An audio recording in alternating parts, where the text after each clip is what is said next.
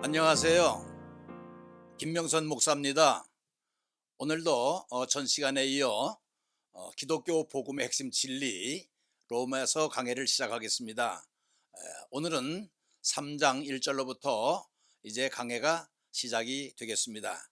그런데 강해를 시작하기 전에 14번째 나가는 그 강해에 정정할 것이 있어서 먼저 말씀드리겠습니다.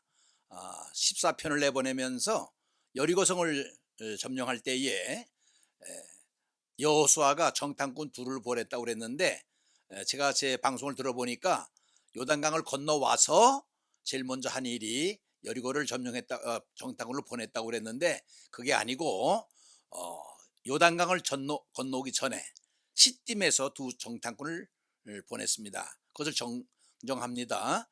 다시 말씀드립니다. 요단강을 건너와서 정탐꾼을 보낸 것이 아니라 요단강을 건너오기 전에 시딤에서 먼저 두 사람을 보냈습니다. 제가 몰라서 그런 것이 아니라 알고 있었는데 표현이 잘못돼서 그렇게 전달됐습니다. 그것을 정정하니까 오해가 없으시기 바랍니다. 그러면 이제로부터 본문부터 강해를 시작하겠습니다. 오늘 제목은요, 세 가지 질문입니다. Three questions. 3장 1절로부터 8절까지가 내용이 되겠습니다. 그런즉 유대인의 나음이 무엇이며 할례의 유익이 무엇이냐? 범사에 많으나 우선은 그들이 하나님의 말씀을 맡았음이니라. 어떤 자들이 믿지 아니하였으면 어찌하리요? 그 믿지 아니함이 하나님의 미쁘심을 패하겠느냐? 그럴 수 없느니라. 사람은 다 거짓되되 오직 하나님은 참되시다 할지니라. 3장 1절로부터 시작이 되는데요, 여러분에게 한 가지 묻겠습니다. 여러분 성경을 보는 가운데 이상한 거 발견하시지 않았어요?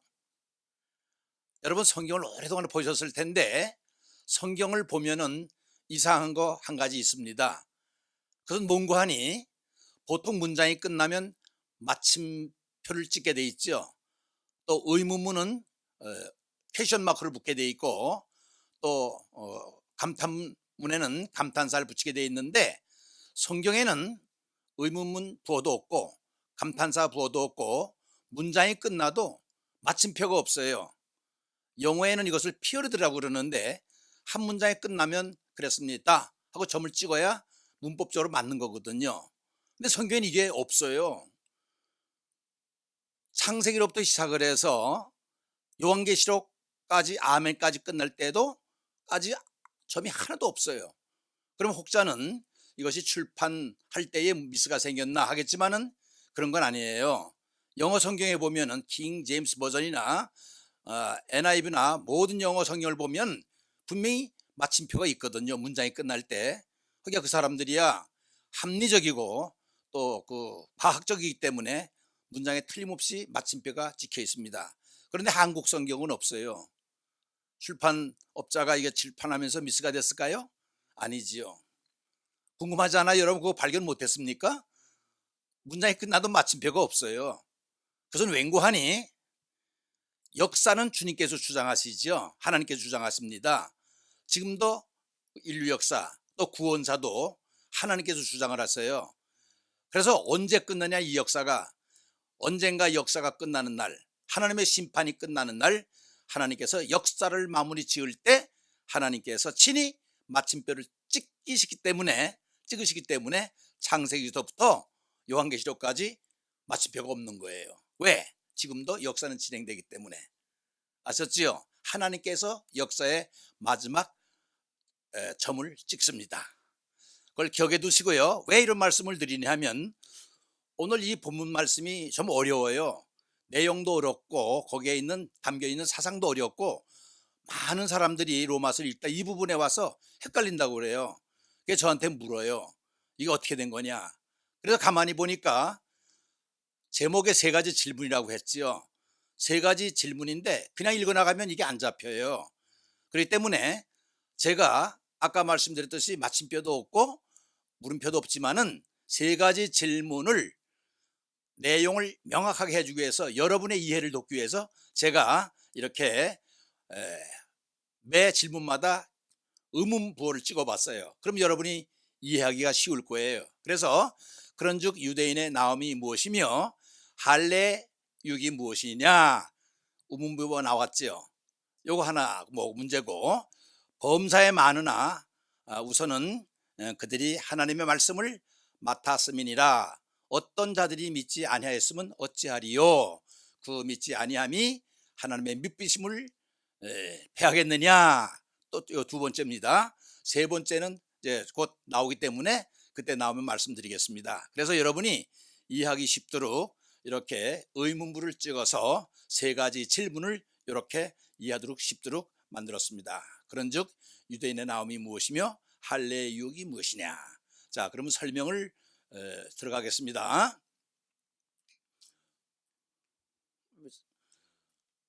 첫째 질문 보겠습니다. 유대인의 나옴이 무엇이며 할례 유혹이 유익이 무엇이냐. 즉 이 말의 뜻은 유대인의 우월한 것이 무엇이냐 하는 겁니다. 이 사람들이 특권을 받았다고 그랬죠. 그걸 얘기하는 거야. 유대인의 우월한 것이 뭐냐? 특권을 받았다는 거죠. 이는 하나님의 말씀을 받았는데 그들이 심판을 받아야 합니까? 이 뜻입니다. 다시 말하면 다른 민족들과는 달리 특별히 이 특권을 받았는데, 그래 계명도 받았는데, 여기에 말씀을 받았는데 하는 것보다도 계명을 받았는데 똑같은 말입니다. 그들이 받았는데, 특권을 받았는데 그래도 그 사람들이 심판을 받아야 됩니까? 이렇게 묻는 겁니다. 그 대답은 이렇습니다. 그렇다. 저들은 하나님의 말씀을 받은 건 사실이다. 물론 유대인들이 하나님의 말씀, 아까 계명이라고 그랬죠? 특권으로 받은 것은 사실이다. 그러나 그 특권은 유대인들이 다른 민족보다 특별하고 월등해서가 아니라는 것 제가 여러 번 말씀을 드렸습니다. 그것은 전적으로 하나님께서 택하여 주신 일반적인 선택이었다는 거죠. 그걸 주권이라고 얘기하죠. 좀 더 강하게 하면 하나님의 절대 주권, 일방적인 선택이었다고 하는 겁니다. 저들은 단지 말씀만을 받은 게 아니죠. 또 뭘 받았습니까? 저들은 조상 아브라함을 통해서 언약도 받았고, 그렇죠? 그 다음에 하나님의 백성이라고 하는 징표로 할례도 받았고, 그렇죠? 그 다음에 모세를 통한 율법도 받았다. 거기다가 메시아까지 받았다고 하는 겁니다. 여러분이 그럼 헷갈릴 거예요. 언젠가는 네 가지를 받았다고 그랬는데 맞습니다. 이스라엘 백성을 선택했다고 하는 선택, 언약, 할례, 율법, 이렇게 네 가지 받았다고 해도 맞고요.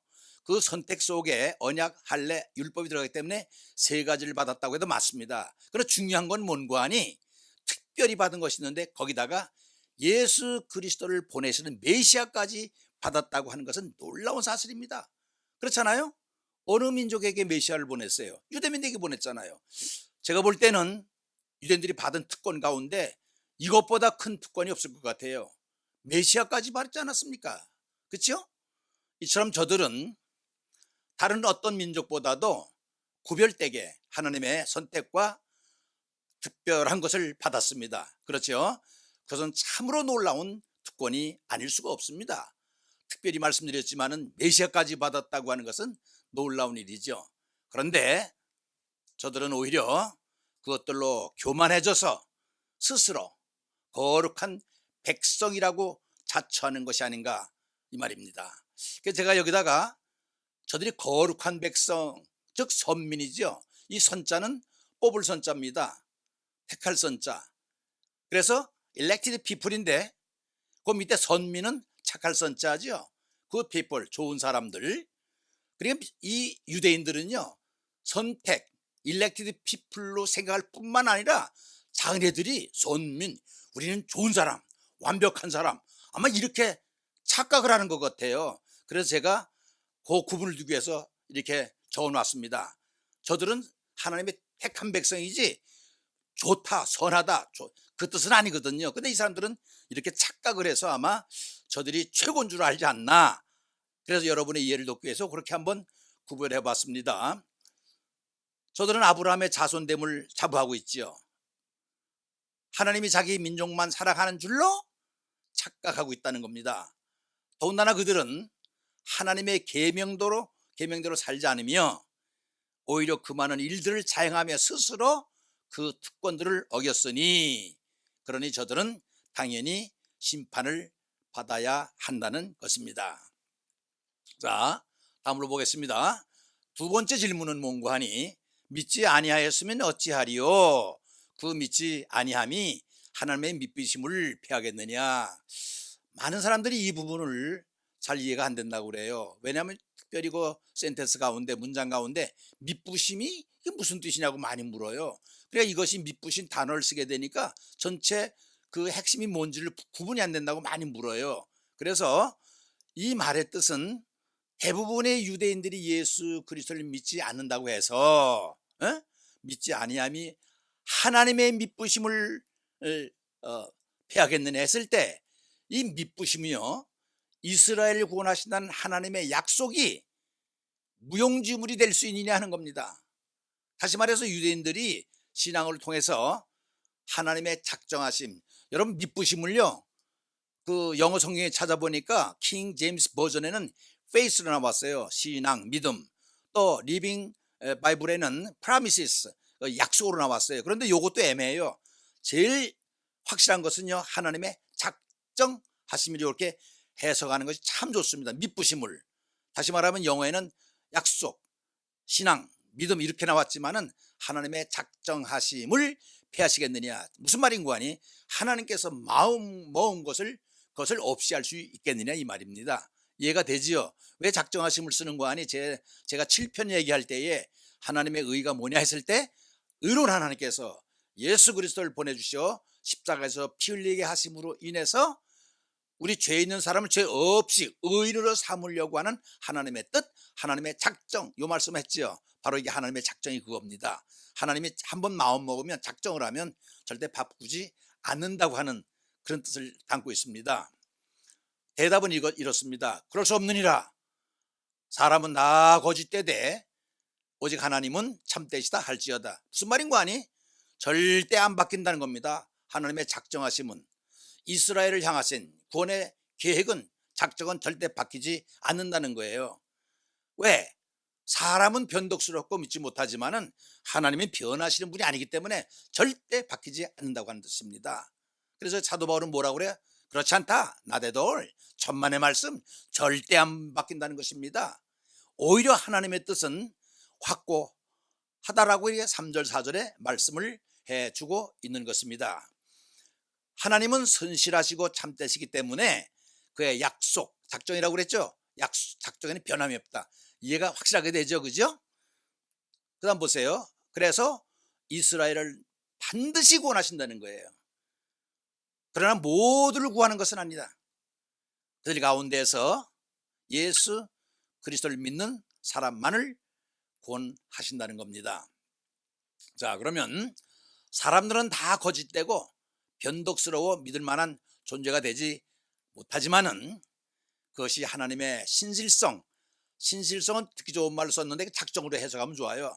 작정을 패하지 못할 뿐만 아니라 오히려 더욱 확실하게 해준다는 거예요. 확실히 이해가 되십니까? 그 약속의 실현이 바로 메시아 예수 그리스도를 보내주셨다는 거예요. 그 확증하기 위해서. 자, 세 번째 질문 들어갑니다. 여기까지는 괜찮아요. 그런데 오늘의 키포인트는 이 문장을 어떻게 해석하느냐.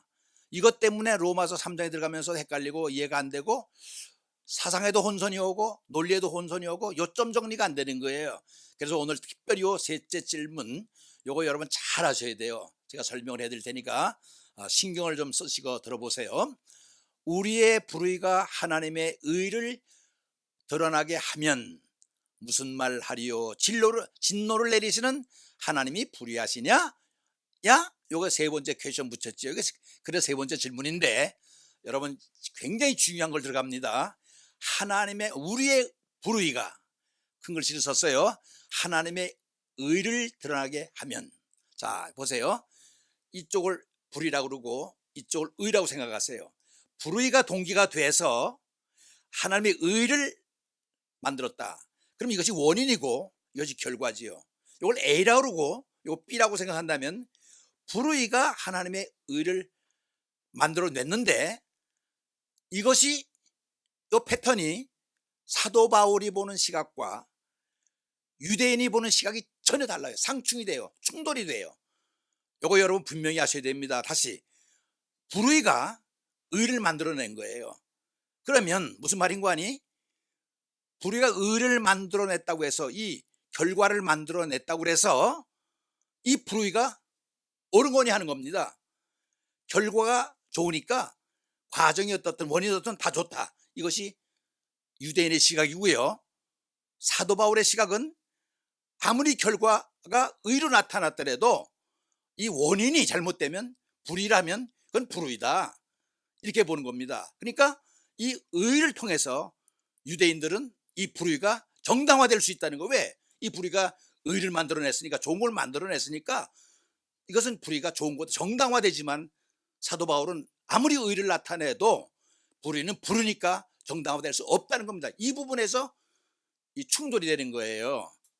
다시 이렇게 이해하면 좋을 거예요. 어떤 사람이 이 불의를 통해서, 거짓을 통해서, 나쁜 방법을 통해서 돈을 많이 벌어가지고 좋은 데 쓰는 거예요. 그 심리학에서는 보상심리라고 했는데 나쁘게 돈을 많이 벌었지만은 사회와 환원하고 또 고아원에 돕고 선교사금에 쓰고 또 모든 사람에게 도와주고 좋은 일에 많이 쓴다고 했을 때에 좋은 일을 한다고 그래서 돈 버는 방법이 불의해도 옳다고 봐야 되는 이거예요. 근데 유대인들은 옳게만 쓰면 돈 버는 게 무슨 불의해서 벌어도 무슨 상관이 있느냐, 정당화할 수 있다는 거예요. 그걸 합리화시켜요. 이게 유대인의 시각이고요. 아무리 사회를 위해서 좋은 의미로 목적을 쓴다고 해도 결과가 좋더라도 방법이 틀리면 불의한 건 불의한 거다. 그건 관계가 없는 거다. 나쁘다. 이렇게 보는 것이 사도 바울의 생각이기 때문에 이것이 충돌되는 거예요. 이 부분, 이것을 옳게 보느냐, 이것을 유대인의 시각이고 이건 잘못됐다 보는 것이 사도 바울의 시각입니다. 그럼 보세요. 결과가 좋다고 돈 버는 방법이 잘못돼도 괜찮다. 여러분 어떻게 생각하세요? 옳다고 믿으세요? 그런데 유대인들이 그렇게 생각한 근거가 뭔가 하니 자기네들은 특권을 받았기 때문에 이거 잘못해도 괜찮다고 이런 시각으로 보는 거예요. 한 서너 가지 시각이 잘못됐는데 특권을 받았기 때문에 좀 불의해도 방법이 틀려도 괜찮다. 이것이고 또 결과가 좋으니까 그 방법이 좀 틀려서 어떻냐? 괜찮다. 이렇게 보는 거예요.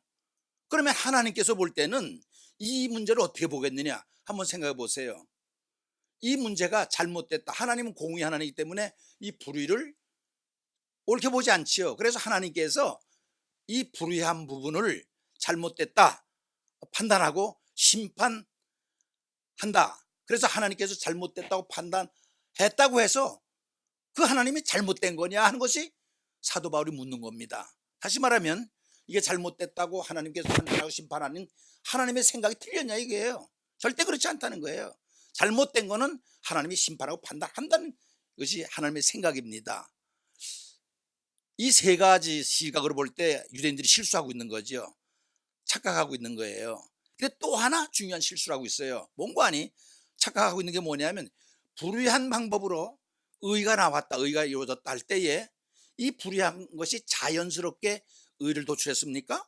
아니면 지네들이 불의를 통해서 시작이 돼서 의를 만들어냈습니까? 아니거든요.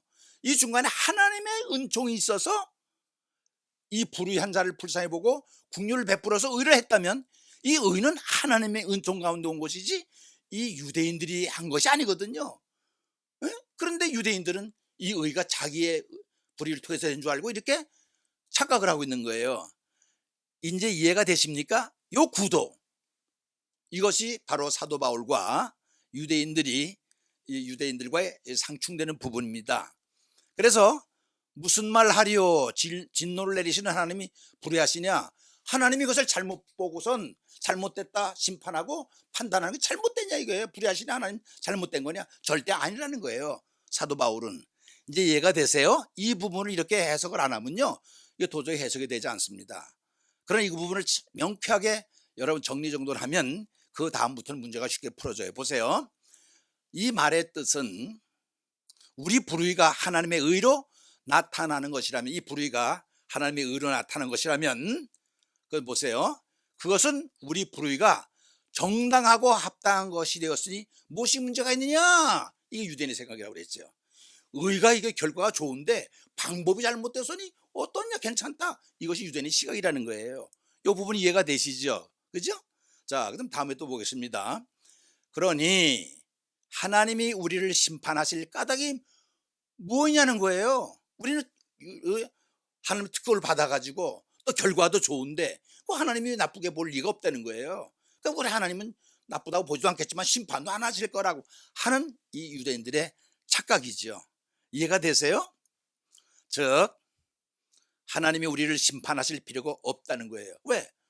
의를 만들어내고 또 우리에게 율법을, 저희 특권을 줬으니까 하나님 심판할 이유가 없다는 거예요. 정당화시키는 거죠. 합리화시키는 거죠. 근데 바울의 대답은 이렇습니다. 결코 그렇지 않다. 하나님은 반드시 심판한다는 거예요. 하나님이 불의에 대하여 진노하심은 정당한 것이고 결코 잘못된 것이 아니다. 이 문제를 보시고 잘못됐다 심판하는 건 절대 하나님께서 실수하거나 잘못된 게 아니라는 거예요. 하나님은 불의에 대해서는 반드시 심판하십니다. 왜냐? 하나님은 공의 하나님이시거든요. 그렇잖아요. 그래서 하나님은 불의를 원치 않으시기 때문에 그렇다. 여러분 레위기 19장 15절에 보면 이런 말씀이 나와 있어요. 너희는 재판할 때에 불의를 행치 말며 가난한 자의 편을 들지 말며 세력 있는 자라고 두둔하지 말고 공의로 사람을 심판할지며. 아셨죠? 하나님은 공의를 원하시는 거예요. 그리고 불의에 대해서는 반드시 심판하신다는 거예요. 왜냐? 하나님은 공의 하나님이니까. 이유는 하나님은 공의를 행사하시는 분이고 공의로 세상을 심판하시기 때문입니다. 천하를 공의로 심판할 날을 작정하시고 라고 여기 사도행전 17장 31절에 분명히 나타났습니다. 어디든지 그래요. 공의 하나님 공의롭게 심판하시지 불의를 용납하지 않습니다. 그러면 공의가 깨져나가는 걸요. 여러분 아까 불의와 의의 관계를 설명했는데 사도 바울은 지금 또 한 번 설명해 주고 있어요. 어떻게? 그러나 나의 거짓말로, 이번에는 이 불의를 거짓말로 삼았어요. 하나님의 참되심, 이거는 아까는 의는 대부분 참되심이 더 풍성하여 그의 영광이 참되었다면, 이제 거짓말로 인해서 이쪽이 참되고 영광스러움이 나타났다면 내가 어찌 죄인처럼 심판을 받으리요? 또는 그러면 선을 이루기 위하여 악을 행하지 않겠느냐. 이번엔 또 뭐예요? 악과 선을 이렇게 대비시키는 게 패턴을 얘기하는 거예요. 세 가지입니다. 그러니까 아까는 불의에서 의를 만들어냈고 지금은 거짓말로 참되심과 영광을 만들어냈고 이번에는 악을 선으로 만들어냈을 똑같은 내용입니다. 그렇죠? 그렇다면 이 결과로 인해서 이쪽 부분, 불의 부분, 거짓말, 이 악을 정당화한다면 내가 어찌 죄인처럼 심판을 받으리요? 내가 이 정당화한다면 난 심판받지 않는다는 거예요. 그러나 하나님은 그렇게 보시는 분이 아니기 때문에 심판을 받는다는 얘기입니다. 이해가 되셨어요? 이제 세 번 나왔습니다. 의와 불의 대비시키는 거죠. 그 다음에 거짓말, 참되심과 영광, 이쪽에는 악과 선. 이해되셨어요? 요 골격을 뽑아내지 않으면요, 이해가 잘 안 돼요. 그러나 요 부분을 이렇게 이해하시면 이해가 쉽습니다. 유대인들의 바울에 대한 반론에는 이런 의미를 내포하고 있다. 유대인들이 생각하는 거예요. 유대인들이 생각하는 사상을 좀 보세요. 너 바울의 가르침은 하나님의 언약을 손상시키고 있다. 이게 유대인이 지금 바울을 보고 얘기하는 거예요. 너 바울의 가르침은 하나님의 언약을 손상시키고 있다. 왜 그래요? 하나님이 우리 이스라엘 열방 중에서 뽑지 않았느냐, 택해주지 않았느냐, 그리고 언약을 맺으셨고 카브넌트라고 그랬죠. 그렇죠? 그뿐만 아니라 또 뭐예요? 그 표적과 보증으로 할례까지 주셨는데 그 모든 것을 너 무시하는 거냐? 서컴시전 할례까지 줬는데 너 그거 무시하는 거야? 너는 도덕 폐기론자가 아니냐. 뭐냐면 율법, 법을 여기서 도덕으로 아주 끄집어냈어요. 너는 율법을 폐하느냐, 이 말을 도덕을 폐하느냐, 너는 왜 그런 율법을 폐하는 도덕 폐기론자냐, 이게 묻는 겁니다, 유대인들이. 지금 두 번째 유대인들의 바울에 대한 생각은 이거예요. 너의 가르침은 지금 하나님의 신실함 작정이라고 그랬죠. 폐하여 버리고 있다는 거예요. 하나님의 그 작정을. 어떤 의미에서요?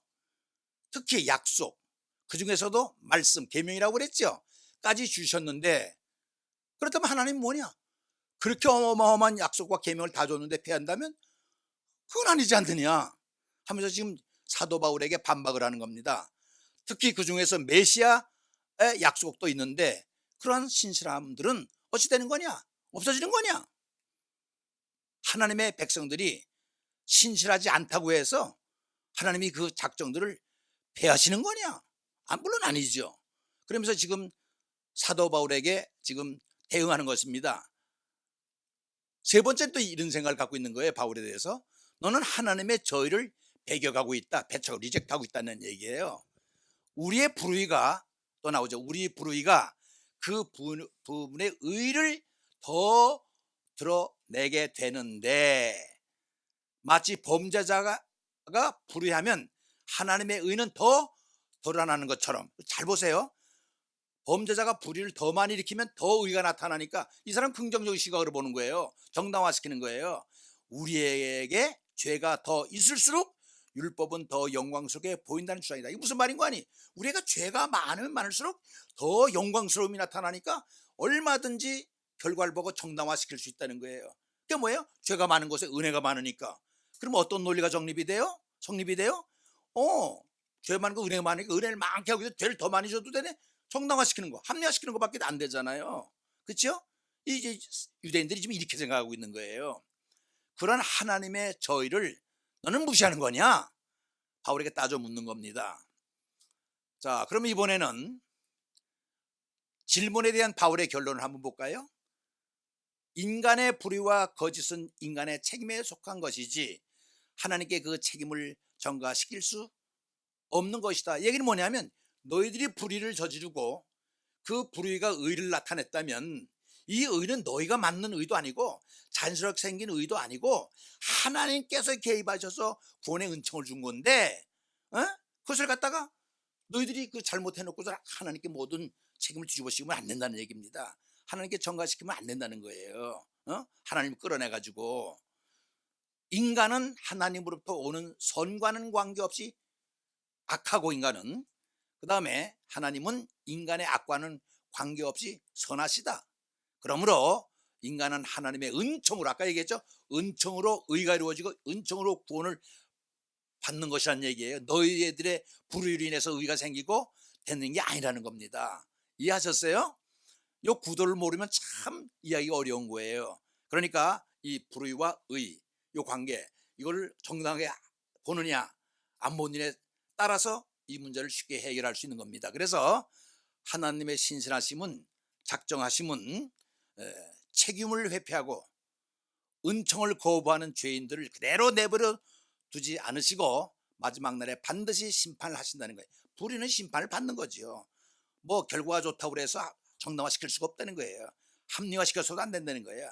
마지막 날에는 반드시 하나님께서 심판을 하신다는 얘기입니다.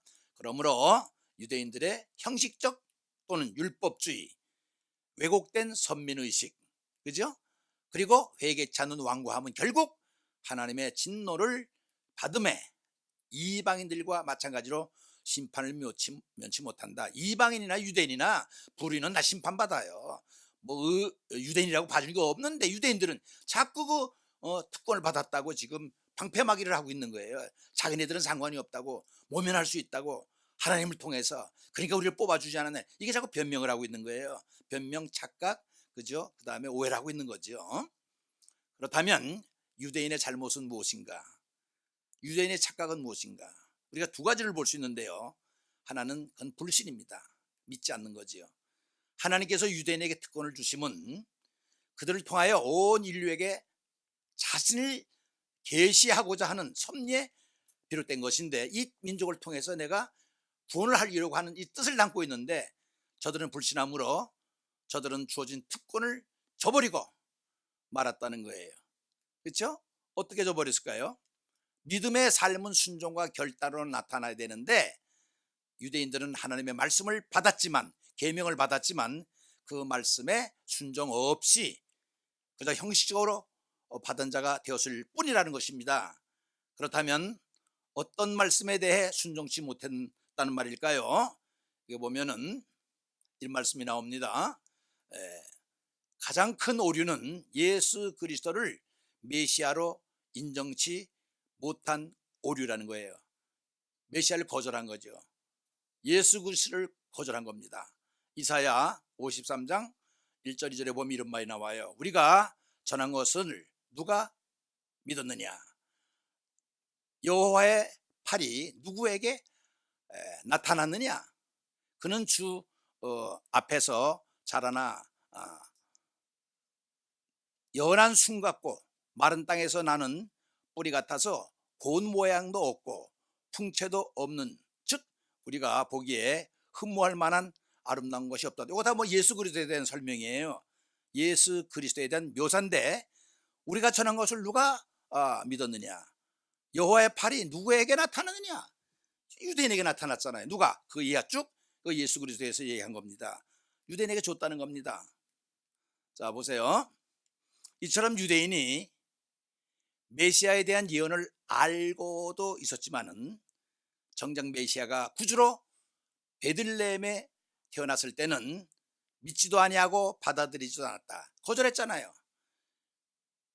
예수가 나사렛 출신이라고 해서 어찌 나사렛에서 선한 자가 나오겠느냐 하고 거부했어요. 왜? 유대 민족들은요 메시아가 유대에서 나야 되거든요. 유대, 특별히 베들레헴에서 나야 되잖아요. 그런데 여러분 보세요. 예수님이 어디서 났어요? 유대 베들레헴에서 났잖아요. 근데 이 사람들은 착각을 하고 있는 거예요. 왜? 갈릴리 지방 나사렛에서 났으니까 그 촌동네에서 누가 나갔느냐? 무지하지요. 분명히 예수님은 유대 땅 베들레헴에서 나셨잖아요. 그렇죠. 메시아는 거기서 온다고 그랬거든요. 그러니까 얼마나 잘못 알고 있는 거예요. 예수 그리스도는 유대 베들레헴에서 분명히 나셨습니다. 왜냐하면 유대 전통 속에 그 율법 속에 메시아는 베들레헴에서 난다고 그랬거든요. 십자가에 돌아가실 때도 어떻게 메시아가 고난을 당할 수가 있느냐? 메시아는요 굉장한 막강한 권력을 가지고 올 줄 알았어요. 다윗보다 더 막강한. 그런데 허무하게 십자가에서 죽어보니까 저렇게 실패할 수 없다는 거예요. 그러나 유대인들이 그렇게 불신했어도 하나님의 믿부심, 이 믿부심은요 여러분 해석하려면 좀 어려우니까 헷갈리니까 작정함으로 이해를 하세요. 하나님의 작정하심, 즉 하나님의 작정 나오네요. 하나님의 작정하심과 신실함은 절대 패하지 못한다. 없어지지 않고 망하지 않는다. 왜냐하면 인류를 향한 하나님의 구원 계획은 변함이 없으시기 때문인 것입니다. 그리고 그들의 두 번째 잘못은 아까 불신이라고 그랬지요. 잘못 믿는 거. 이번엔 불의, 잘못 행동하는 겁니다. 불의예요. 조상들이 언급을 통해 메시아가 올 것을 알았지요.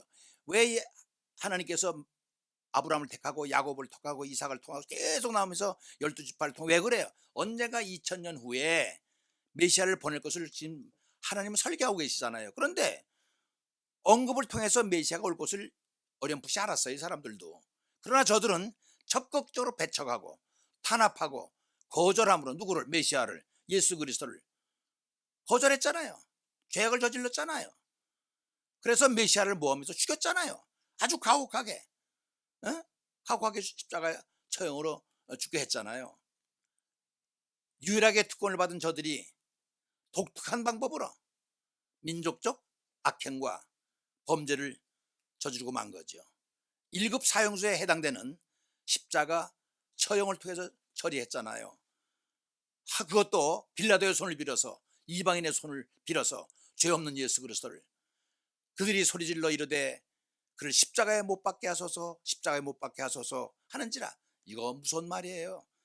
이 백성들이 이게 무지해요. 십자가에 못 박으러 저들이 그 빌라도의 손을 빌어서, 이방인의 손을 빌어서 십자가에 죽게 했잖아요. 그보다 더 무서운 게 있어요. 그 밑에 보세요. 백성들이 다 대답하 이르기를 뭐라고 그랬어요? 그 피를 우리와 우리 자손에게 돌릴지어다. 이건 무서운 말입니다. 그래서 이 무서운 말, 이 말 때문에 유대 민족은 있지만 나라가 없잖아요. 2000년 동안 방황을 했잖아요. 2000년 동안 여러 나라 여러 민족의 핍박을 받으면서 독일에서는 300만이 또 죽임을 당했잖아요. 그러면서 결국 드디어 1948년에 이스라엘이라는 나라를 건국하게 된 거예요. 근데 묘한 거는요, 1948년 이스라엘이 건국됐죠. 우리 대한민국도 1948년입니다. 횟수가 똑같아요. 묘하지 않아요? 한국은 1948년 8월 15일인데 이스라엘은요 1948년 5월 14일 3개월이 빨라요. 묘하지 않습니까? 여하튼 이 백성들이 이렇게 우매하게 예수 그리스도를 거절하는 바람에 2000년 동안 방랑하는 불쌍한 민족이 됐다는 거 우리는 반드시 기억해야 되면서 이 세 가지 질문을 오늘 다루어 봤습니다. 여러분 얼마나 이해하셨는지 모르겠어요. 어려운 부분이지만 제가 아까 말씀드린 대로 요 A와 B 관계를 잘 생각하면 아주 심플하게 해결이 됩니다. 여러분 다음 시간에 또 이어서 또 쉽게 이게 강의를 하도록 하겠습니다. 우리 잠깐 기도할까요? 고마우신 아버지 하나님, 오늘도 귀한 말씀을 듣게 하심을 감사합니다. 그런데 이걸 보시는 분들이 얼마나 이해해야 됐는지 모르겠습니다. 그런데 여기서 우리가 하나 깨달아야 될 것은 유대인들이 잘못 생각하고 착각하고 오해를 했던 것처럼 바로 우리의 속성이, 우리의 모습이 그런 건 아닐까요? 예수 그리스도를 받았다고 하는 이유로, 그 특권을 받았다는 이유로 우리가 너무 가볍게 또 이렇게 예수 그리스도에 대해서 우리가 신중하지 못하고 유대인들처럼 우리가 범죄하지는 않는지 모르겠습니다. 예수 믿는 이 때문에 정당화시키고 합리화시키고 내가 예수를 믿는데 하나님이 나는 걸 용서해 주실 거야 라고 하는 잘못된 생각이, 죄가 많은 곳에 은혜가 많다니 은혜가 많으면 죄를 져도 된다는 이 합리적인 정당화시키려고 하는 어리석은 생각을 버리게 하시고 좀 더 진지하게 이 말씀을 통해서 우리가 신앙을 가다듬을 수 있도록 도와주시고요. 하나님, 이 말씀을 듣는 가운데 아픈 사람이 있을 것입니다. 종이 생각컨대 말씀에 의지해서 말씀에는 치료하는 하나님을 하셨사오니 주님께서 이 말씀을 듣는 가운데 치료받는 역사가 나타나게 하옵소서. 웬고 하니 말씀은 생명이라고 하셨고 말씀은 빛을 하셨으니까 말씀은 생명과 빛이라 했으니 저들의 어두움 삶 속에 빛이 되게 하시고 메마른 심령 속에 생명이 있게 하셔서 아픈 곳이 다 치료받아 상처나지에 주님 같으신 분이 없는 것을 전히 깨달아라 감격하며 예수 믿는 일에 최선을 다할 수 있도록 주여 이 말씀을 듣는 모든 사람들 심령 속에 함께 해주시고 아픈 곳을 나사는 예수 이름으로 일으켜 세워 주시옵소서. 간절히 믿사옵고 존귀하신 예수 그리스도의 이름으로 간구했사옵나이다. 아멘.